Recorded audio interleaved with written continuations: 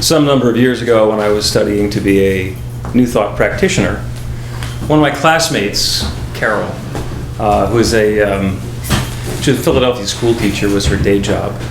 And there was another teacher who worked in the same school, and they would always have friction.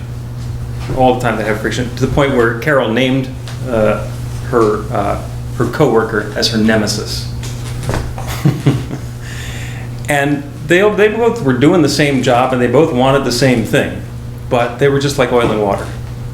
And at one point they were in the lunchroom or something, and Carol said something, and her nemesis said, "Who do you think you are?" Well, that's the title of the talk today. Who do you think you are? Because what happens right after that question says a whole lot about how the rest of the story is going to unfold. Because when I get asked that question, who do you think you are, I can say, I'm a minister. I can go into ego and say, I'm a consultant.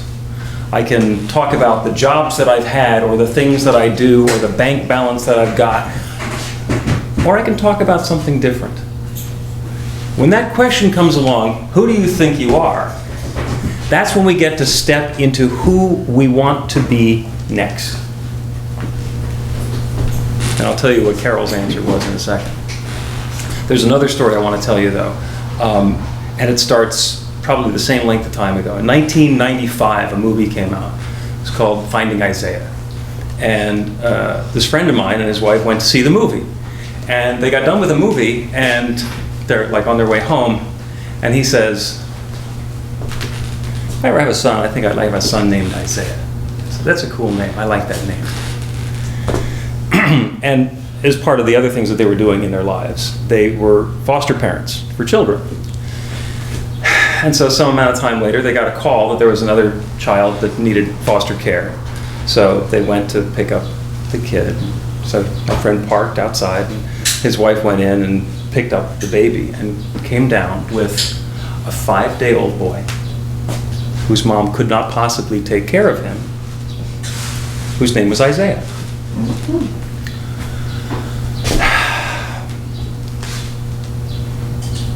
That was kind of cool. And mom was on drugs, was not in a position where she could have the baby at all. So they went through the usual process where they contacted the grandparents because they wanted to keep the family together, because that's an important thing to have happen. So they made an appointment to meet with the grandparents, and the grandparents didn't show up.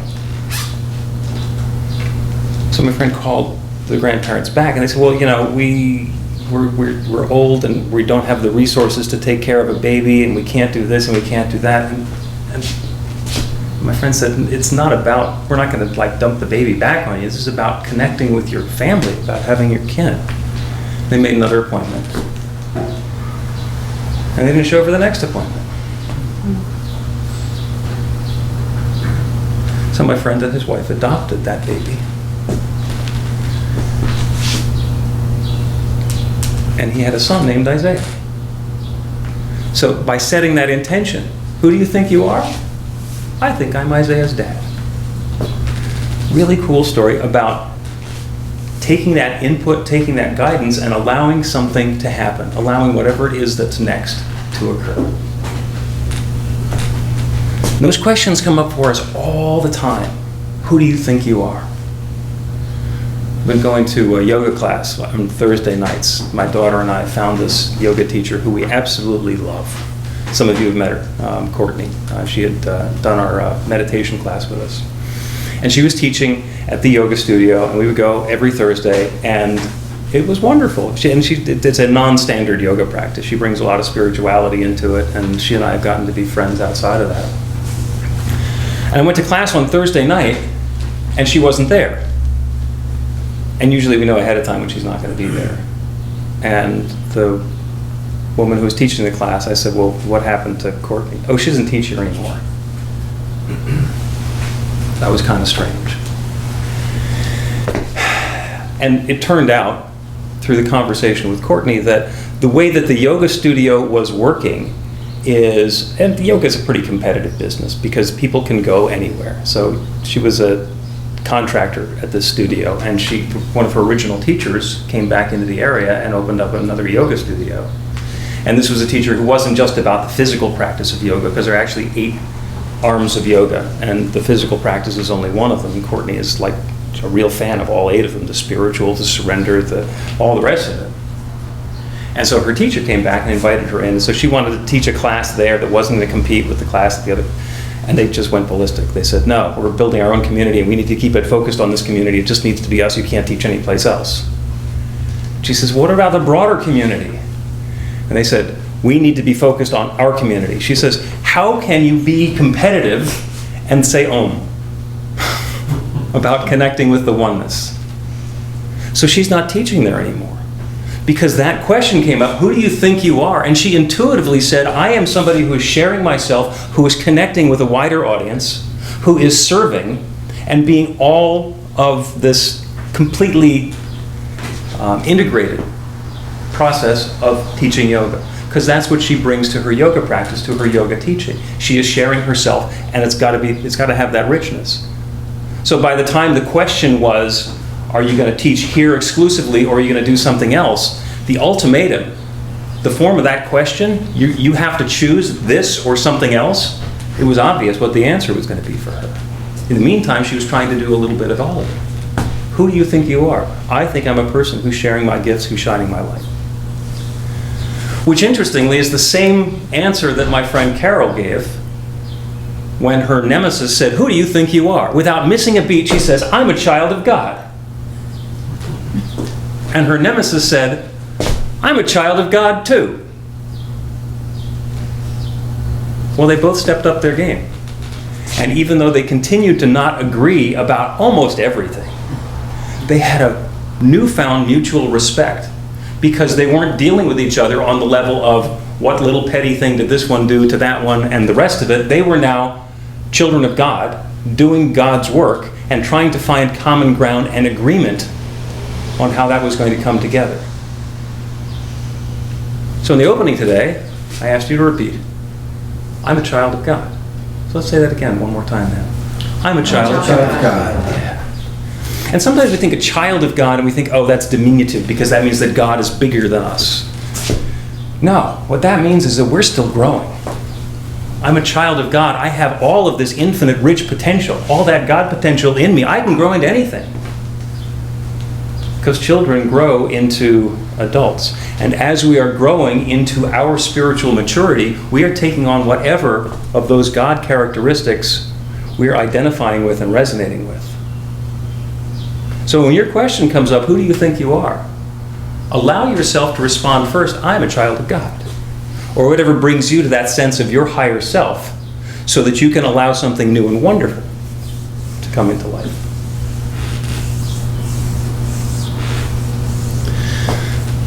So Isaiah got adopted 20 years ago. Isaiah's 20. And along the way, it was never practical to share his origin story with him. It just didn't particularly apply. It wasn't anything that his parents were hiding from him. It was just something that didn't come up. So last week, Isaiah asked Mom about his origin story, about being adopted. And Mom panicked, because Mom knew this story from the time he was 5 days old. That's my baby. And there's this story that he's also somebody else's baby. And when the question came up, my thinking is, she wanted to continue living in that story. She wanted that to just be the focus.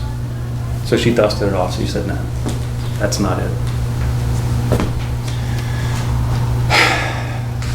And my friend heard about this, and it's like, I'm not okay with that. So now he was conflicted. On the one hand, there's this story that his son has been living for his entire life, and then there's this new situation where there's a question, and now there's an answer to the question that's not in complete integrity. And that's when I first heard the story. This is on Wednesday night. So now there's this turning point. And what I said then is the same thing that I always say. It's the same thing that I said to Courtney. It's the same thing, the same advice that I always give. When you have a choice and one of your choices involves the truth, go with the truth. And that's what I shared with my friend. Go with the truth.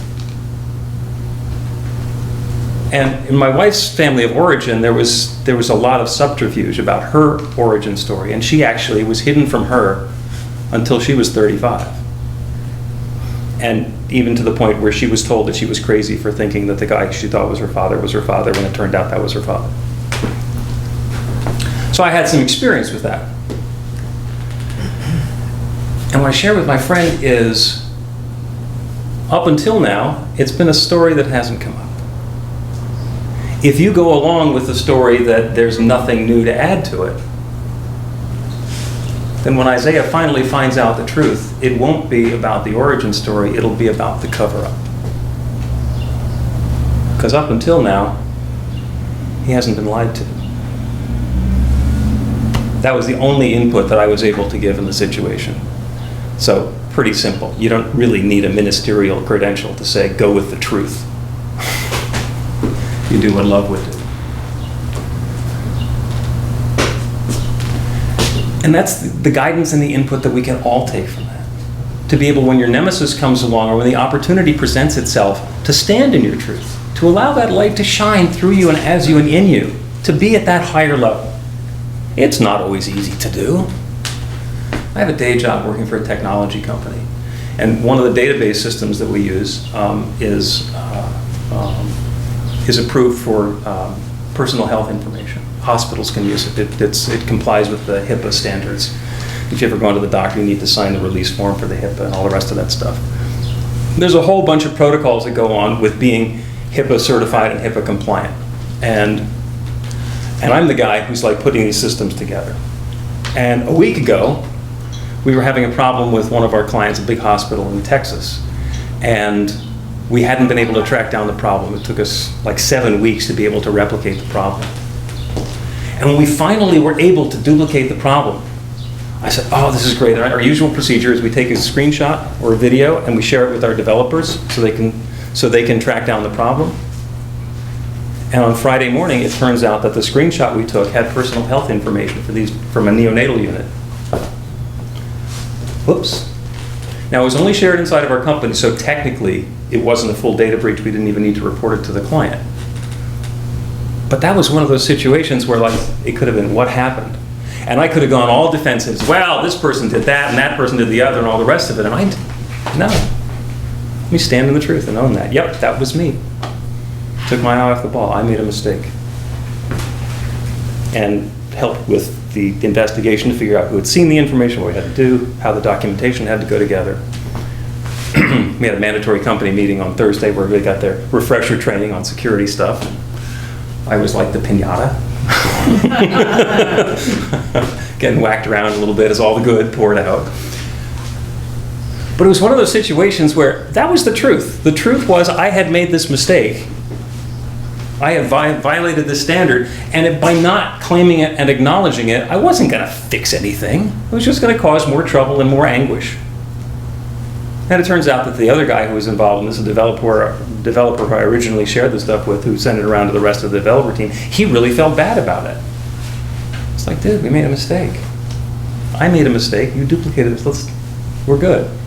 So by Monday morning, we were all okay.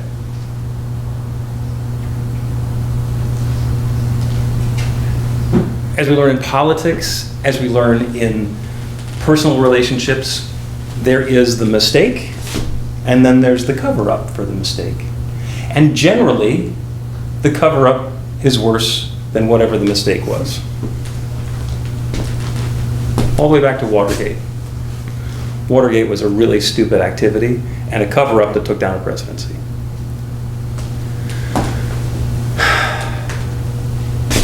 So my friend's original instinct was to tell Isaiah.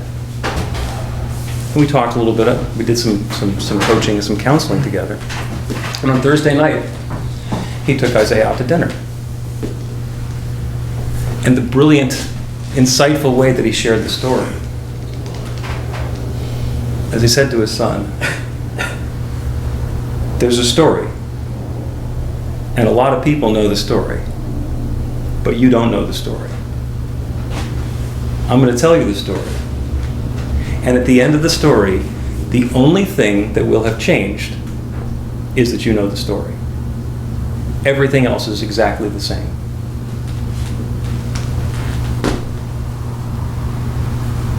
My friend Jesus is in the room. And he told me that when he shared that story with his son Isaiah, it was the best night of his life. Wow. Let's give you some more and some love for standing in that truth.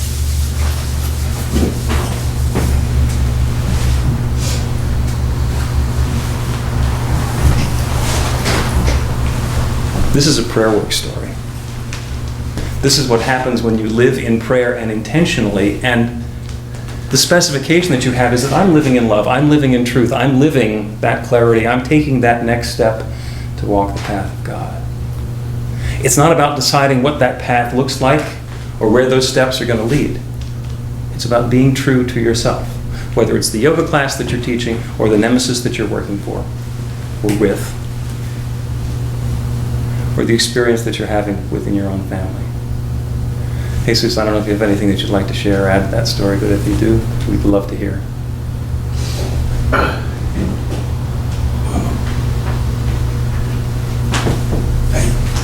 You said it perfect, right? You know, like, when I saw Isaiah, you know, and then I said, my wife, when he broke him down, what's his name? She said, Isaiah. I said, that's my son. You know, we went through the process of that, try to get his family, but then I had that dinner with him on Thursday and that, and I told him, whatever you know, your last name was Carter, you know, for that. You got some other brothers and sisters, you know. I know you're curious. I know I'm there for you, whatever you want to do, you know. Whatever you want to do, I'm there, you know, like I'm always say. And one thing he said was I'd be driving, and sometimes be in Florida. He said, Dad, you know something? You could be in Florida, but I always feel you real close, you know. And I always feel that you were there for me, you know, and you're always there. And that made me feel, you know, he made it so easy for me, you know, that, you know, so it was a real wonderful experience, you know. And, you know, we were thankful that everything worked out, you know, the way. And like I spoke to you on Wednesday, and I spoke with my daughter, so I was the only two I'd say I was. Well, as soon as I was coming back from Atlanta, I got back around 3:45. I was taking the train. I called Isaiah. I said, "We're gonna have dinner." He said, "Yeah." When I got home, you know, he was sleeping. I said, "Well, rest a little while." And then we go out. Went a little later. Then, you know, so it was good. We went around 8 o'clock. We went to South Street. Had a nice restaurant. Like it was so perfect, you know, like. He said, "You want to eat outside?" I said, "No, we want to eat inside." But we was inside, but the door was open. Somebody was outside, you know, and it was like perfect atmosphere. We had a good time, you know. We had a time of our life, you know. So it was beautiful, you know. And the way you explained it, you know, like I guess you're a good listener, you know, because I told you all the details, you know. You got it right there, you know. You know, like I was just going along, you know, the way I told you. and you like got it like, so you're a good listener, you know, somebody that could talk. And the way you gave me, when I told him about your experience, the way you explained that to me about your wife, you know, that was powerful too, you know, that hit me really hard, you know. I said, wait a minute, you know, so everything like worked out good together. Thank you.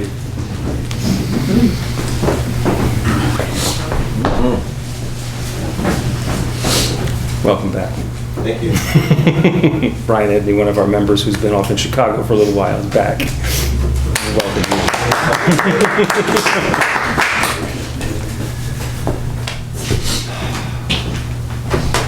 So Jesus has the reminder and the pointer for us. Now that's a pretty big story. That was not going to happen again next week for Jesus. Right?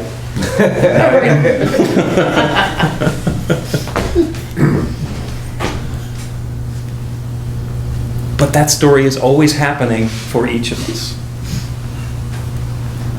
So the answer is, I'm a child of God. Everybody together. Who do you think you are? I'm a child of God. One more time. Who do you think you are? I'm a child of God. Take it up a notch, because that's the truth of who you are. You are a child of God right here, right now, and in every moment, every breath. Remember that. Thank you.